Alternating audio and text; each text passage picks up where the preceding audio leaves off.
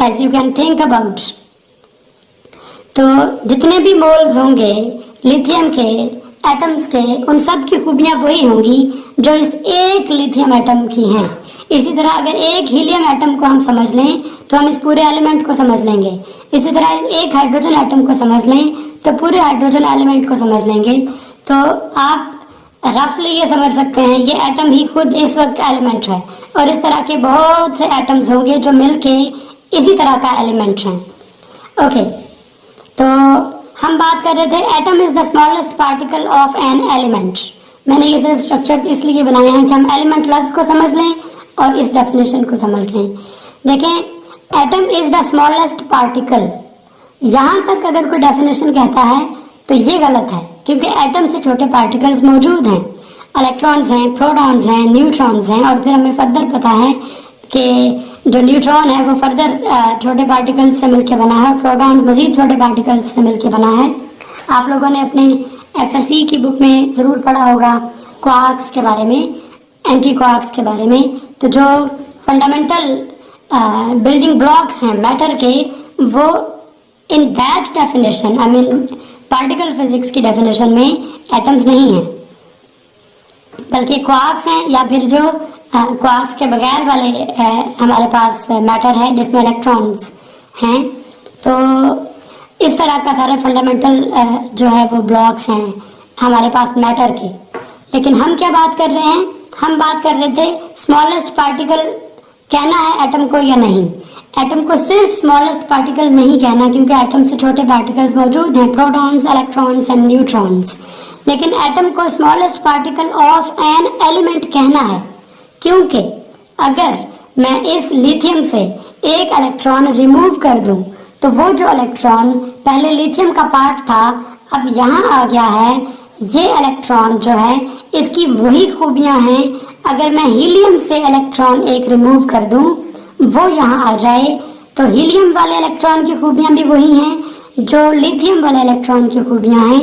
इसी तरह से हाइड्रोजन का अगर इलेक्ट्रॉन मैं रिमूव कर दूं उसकी भी वही खूबियां हैं जो लिथियम या हीलियम वाले इलेक्ट्रॉन की होंगी।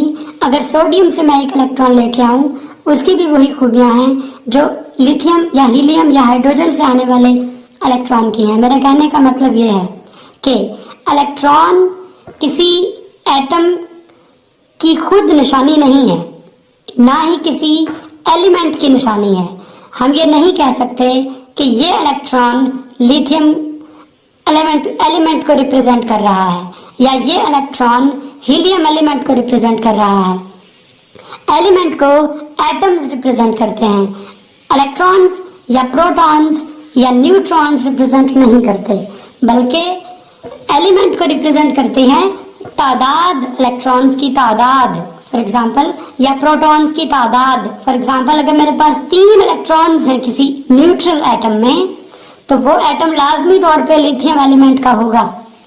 अगर मेरे पास किसी न्यूक्लियस में 3 प्रोटॉन्स हैं तो वो एटम लाजमी तौर पे किसी लिथियम एलिमेंट का होगा।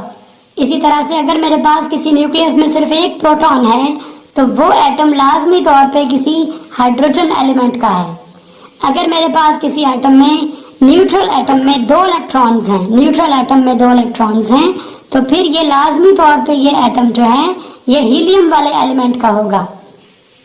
इलेक्ट्रॉन्स इंपॉर्टेंट नहीं है, उनकी गिनती इंपॉर्टेंट है। प्रोटॉन्स इंपॉर्टेंट नहीं है, उनकी गिनती इंपॉर्टेंट है। जब हम बात कर रहे हो एलिमेंट की, तो एलिमेंट इलेक्ट्रॉन्स के होने से नहीं बनता, बल्कि एक खास तादाद में अगर इलेक्ट्रॉन्स हों, एक खास तादाद में अगर प्रोटॉन्स हों तो ये एलिमेंट को रिप्रेजेंट करते हैं, और इस खास तादाद को ही हम एटम कह देते हैं। तो मतलब ये हुआ कि अगर मैं एटम को तोड़ दूं तो एटम में से क्या निकलेंगे? इलेक्ट्रॉन्स।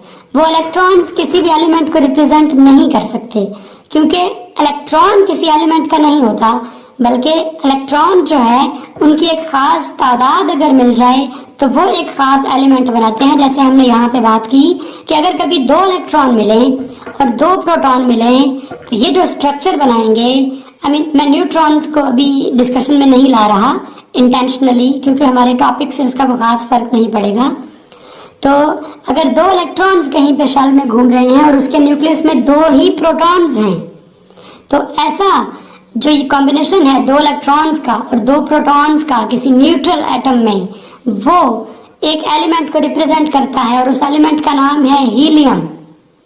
तो इलेक्ट्रॉन्स खुद कुछ नहीं होते, इलेक्ट्रॉन्स की खास गिनती मिलकर किसी एटम को बनाती है और वही एलिमेंट की पहचान होते हैं। जैसे ही आप एटम को तोड़ेंगे इसको, तो इसमें से 3 इलेक्ट्रॉन अलग अलग हो जाएंगे, इसके 3 प्रोटॉन्स भी अलग अलग हो जाएंगे। अकेला प्रोटॉन या अकेला इलेक्ट्रॉन किसी भी एलिमेंट को रिप्रेजेंट नहीं करता। तो एटम वो सबसे छोटा पार्टिकल है जो इस एलिमेंट को रिप्रेजेंट करता है। क्या एटम से बड़े पार्टिकल भी होते हैं जो इस एलिमेंट को रिप्रेजेंट करेंगे? जी हाँ, होते हैं। अगर एटम्स इकट्ठे हो जाएं, मॉलिक्यूल्स बना लें या एक बड़ा क्रिस्टल स्ट्रक्चर बना लें, तो ये सारे के सारे एक एलिमेंट को रिप्रेजेंट कर रहे होंगे। फॉर एग्जाम्पल, अगर मेरे पास एक क्रिस्टल स्ट्रक्चर है आयरन का, सिर्फ उसमें सारे आयरन के एटम्स होंगे। अगर मेरे पास एक क्रिस्टल स्ट्रक्चर है फॉर एग्जाम्पल जिंक का, तो उसमें सारे के सारे जिंक के एटम्स होंगे। अगर मेरे पास एक कार्बन जो है, उस डायमंड है, तो उसमें सारे के सारे कार्बन होंगे। मेरे पास ग्रेफाइट है, उसमें सारे के सारे कार्बन होंगे। तो ये बहुत ज्यादा एटम्स हैं, ये सारे के सारे इस एलिमेंट के पार्ट्स हैं। इसको तोड़ते जाएं, इस एक ग्रेफाइट शीट को छोटा करते जाएं, छोटा करते जाएं, करते करते करते करते मैक्सिमम जो आप छोटा कर सकते हैं, और ये कार्बन भी रहे तो वो होगा एक कार्बन एटम। अगर उससे भी छोटा किया तो अब इलेक्ट्रॉन और प्रोटॉन स्कैटर हो जाएंगे, अलग अलग हो जाएंगे, और अब ये किसी एलिमेंट को रिप्रेजेंट नहीं करेंगे। तो एलिमेंट का सबसे छोटा पार्टिकल एटम है। इससे बड़े पार्टिकल्स उसके मॉलिक्यूल्स हैं और उसके बाद उसका मैक्रो स्ट्रक्चर्स हैं। तो हम जो बात कर रहे थे वो स्ट्रक्चर ऑफ एटम की तरफ जाना था। साथ ही वो डिस्कशन हमारी एटम की डेफिनेशन के साथ कुछ हद तक हो गई है। एटम का जो स्ट्रक्चर है, अगर एटम को ब्रॉडली डिवाइड किया जाए तो एटम हैज 2 पार्ट्स। एटम के 2 हिस्से हैं। पहले हिस्से को हम कहते हैं न्यूक्लियस, ये हमेशा एटम के सेंटर में होता है। दूसरे हिस्से को हम कहते हैं शेल्स या इलेक्ट्रॉन शेल्स। तो हमारे पास जो न्यूक्लियस है, जो एटम का एक हिस्सा है, इसमें 2 तरह के पार्टिकल्स हैं, एक प्रोटॉन्स हैं और दूसरे इनमें न्यूट्रॉन्स हैं। तो जो हमारा न्यूक्लियस है, जो एटम का एक हिस्सा है, 2 पार्ट्स हैं टोटल, तो एक पार्ट में 2 तरह के पार्टिकल्स हैं, प्रोटॉन्स और न्यूट्रॉन्स। और ये हमेशा कहाँ होता है? ये हिस्सा होता है एटम के सेंटर में। और इसी तरह से जो शेल्स हैं वो इसके बाहर हैं। शेल्स 1 हो, 2 हो या 7 हो, ये सारे के सारे एक हिस्सा कहलाते हैं। और ये सारे के सारे जो हैं, इनमें एक तरह के पार्टिकल्स हैं और वो है, इसके नाम से जाहिर है, इलेक्ट्रॉन्स। अब एक शेल में मैक्सिमम कितने इलेक्ट्रॉन्स हो सकते हैं? नंबर ऑफ मैक्सिमम या मैक्सिमम नंबर ऑफ इलेक्ट्रॉन्स किसी भी शेल में, I mean in a shell, is equal to 2n square, where n is the shell number. We also call it principal quantum number. Principal P-R-I-N-C-I-P-L-E, principal quantum number. तो जो principal quantum number है वो shell number को show करता है। और हमें पता है शेल्स के नाम है K, L, M, N। और जो एटम का स्ट्रक्चर है, हमें उसको स्टडी करते हुए फर्दर पता होना चाहिए कि एटम में जो शेल्स हैं वो फर्दर डिस्ट्रीब्यूटेड हैं। शेल्स जो हैं वो फर्दर डिस्ट्रीब्यूटेड हैं किसमें? सब शेल्स में। सब शेल्स के जो नाम है वो हैं S, P, D और F। और फिर ये सब शेल्स जो हैं ये फर्दर डिस्ट्रीब्यूटेड हैं ऑर्बिटल्स में। और इन ऑर्बिटल्स में जो इलेक्ट्रॉन्स हैं उनकी फिर होती है स्पिन।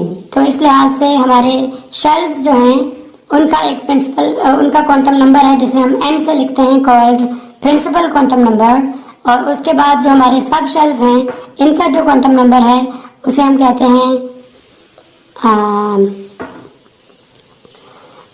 कहते हैं एजिमुथल क्वांटम नंबर।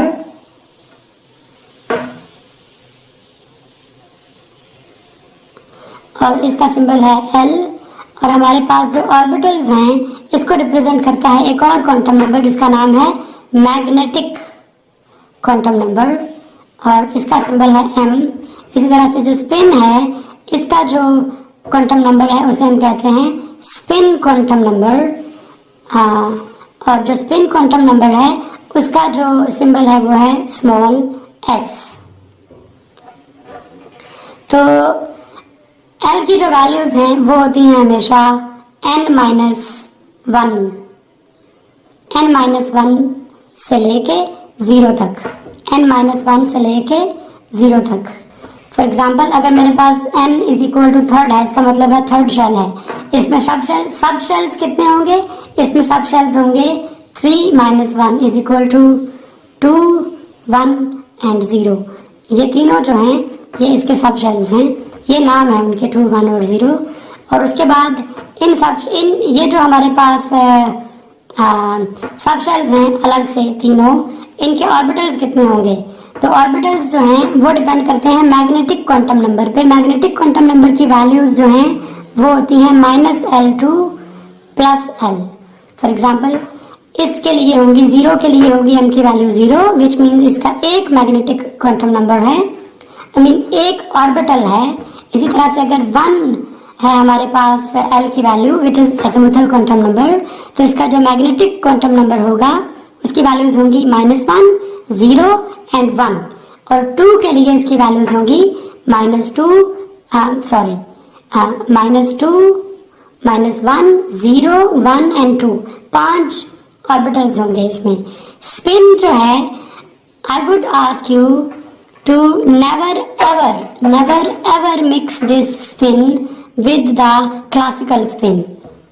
ये क्वांटम स्पिन है, हम इसे क्वांटम नंबर कह रहे हैं। It is not that spin जो हम बात कर रहे होते हैं, जमीन स्पिन कर रही है ऐसे अपने एक्सेस के अराउंड जो ऑब्जेक्ट को स्पिन करता है, बल्कि ये जो क्वांटम नंबर है इसका ताल्लुक इसकी क्वांटम प्रॉपर्टी से है। और ये इंट्रिंसिक प्रॉपर्टी है किसी इलेक्ट्रॉन की, जिसे हम इसकी स्पिन की 2 किस्में हैं, हाफ पॉजिटिव और हाफ नेगेटिव स्पिन। तो हमारा जो एटॉमिक स्ट्रक्चर का आर्टिकल था वो यहाँ पे मुकम्मल हुआ है। बाकी जो हमारा लेक्चर का फ्लो था उसे हम नेक्स्ट क्लास में देखेंगे। एटॉमिक स्ट्रक्चर के रिव्यू तक हमारी ये क्लास मुकम्मल हुई है। एंड आई होप अगर आप लोगों का जो क्वेश्चन होगा वो आप डिस्कशन सेशन में पूछ लेंगे, और वो इंशाल्लाह नेक्स्ट जो डिस्कशन सेशन की वीडियो होगी वो उसमें हम अपलोड कर देंगे, और वो आप लोगों के साथ मैं उस वक्त शेयर कर लूँगा। Thank you very much. अब हम नेक्स्ट क्लास में इंशाल्लाह जो लेक्चर का बाकी हिस्सा है, जो इसके रिव्यू, हमारा जो फ्लो ऑफ लेक्चर था एटॉमिक स्ट्रक्चर पे रुक गया है, इसके बाद हम दूसरे लेक्चर में इंशाल्लाह इसको देखेंगे।